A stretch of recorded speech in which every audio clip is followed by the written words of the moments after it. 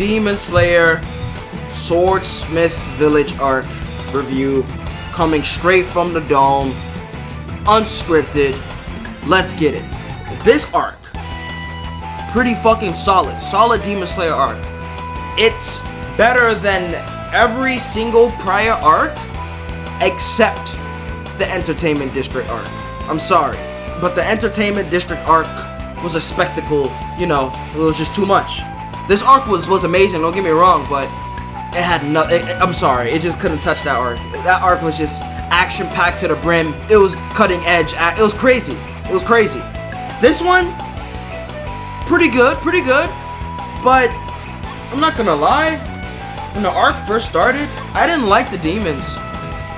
I didn't like the demons at all. I mean, they're fucking ugly, bro. Let me just rip the band-aid off the goddamn wound. Fucking ugly. Like, we got this ugly-ass old man with a pimple on his goddamn head, right? Looks like if you just stab it, it's ready to just spew out some sort of unknown fluid from the other side of the numbers that you just don't want on your skin. Ugly ass motherfucker. I would even believe that was his weakness. Stab this bitch's pimple and this motherfucker is done for. All sorts of pus and blood is gonna start spewing out and this bitch is dead, alright? Ugly ass demon, ugly ass bitch. Second demon, god damn it, another ugly ass freak show. Eyes all over his goddamn face, titties, nipples. Alright, he didn't have eyes on his nipples, but ugly ass motherfucker. Goddamn, ugly son of a bitch.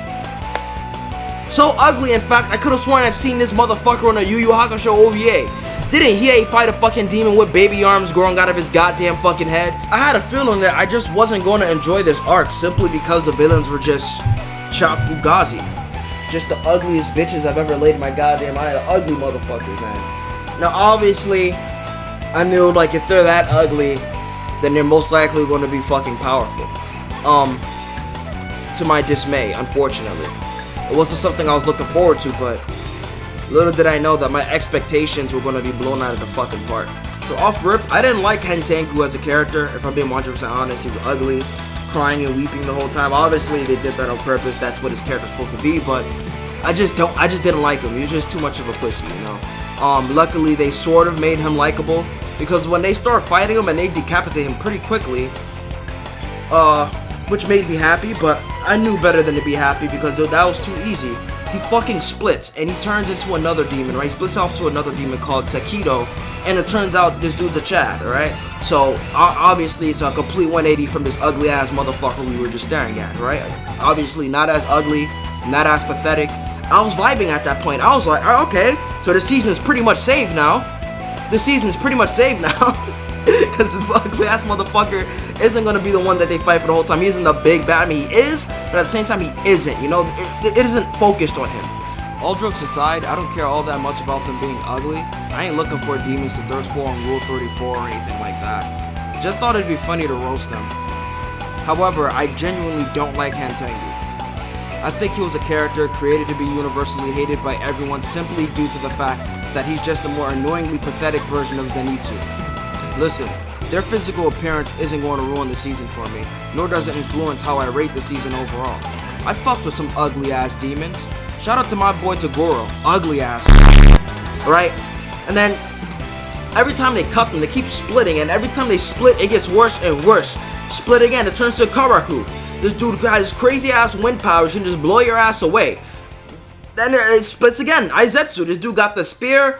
What was crazy about the spear's already long and you think you avoid it, but then it shoots a fucking blast of force and it still gets your bitch ass. So you know, he has the crazy range. He's just gonna catch you. There's nothing you can do, right? Then we had Orogi. Now when this dude fucking pulled up, I'm not gonna lie, I started getting nervous for the fucking cast, cause this dude has wings.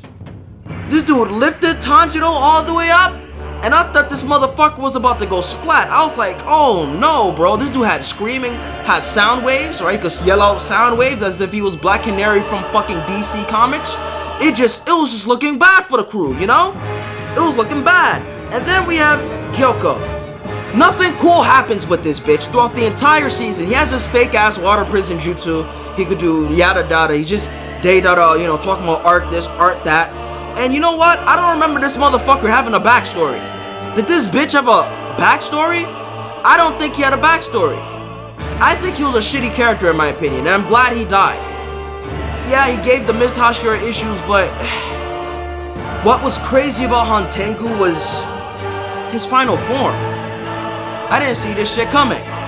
The fusion, the absorption, the angry version of him, what the fuck was his name, Sekido, ends up eating the rest, and then he pretty much becomes Zohakuten. Now this motherfucker looks like a lightning god. He looks like a goddamn Raijin. I'm like, yo, what the fuck is this dude gonna do? Is he a demon or is he a deity?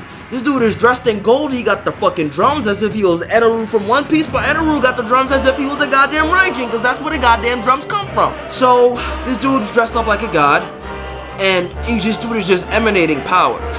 What I found interesting about this demon is that he was the only demon they couldn't defeat. This dude had Hashirama fucking wood dragons just flying all over the place. They couldn't beat him. They had to kill the old man, which makes sense because if you think about it, they couldn't beat the other demons either. They couldn't beat Sekido. They couldn't beat Karaku. They couldn't beat any of them. So the same applies to him, and he's far more powerful than them. The only way they were going to win was by killing Hantengu, I guess. So I'm not going to say it sort of ruined the fight for me. I'm not going to say it ruined the fight. It made sense because he was already pretty invincible from the start, even before he fused. They were pretty much unbeatable. And the win condition was always to kill Hantengu, to be honest. It was never to beat the other demons. And that's just the truth. So I'm not mad that they focused on that. The end of the season caught me off guard, though. That finale was crazy. I gotta talk about that. Nezuko and the sun and all that crazy shit. But to be honest, Entertainment District arc, man, that was crazy. That was a good season. I don't want to give it a 10 out of 10, but hypothetically, if I were to give the Entertainment arc a 10 out of 10, this arc, I'd probably give it a 7, to be honest. It just wasn't as good as the previous one, so I'll give it a 7 out of 10. And that's pretty much it. Still good shit. I look forward to the next one. But that's pretty much it, guys. My thoughts on Demon Slayer. If you guys want more Demon Slayer content, I can give you more Demon Slayer content, but just know that it's going to be through the perspective of an anime only.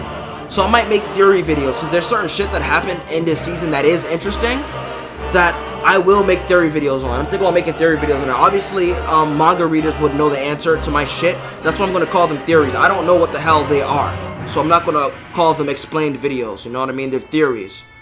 So I'll make theory videos on those. Hopefully no one in the fucking comment section spoils it. Manga cucks just saying, yo, what if I told you? Like, shut the fuck up. But that's pretty much it, guys. I'll catch you on the flip side. Peace.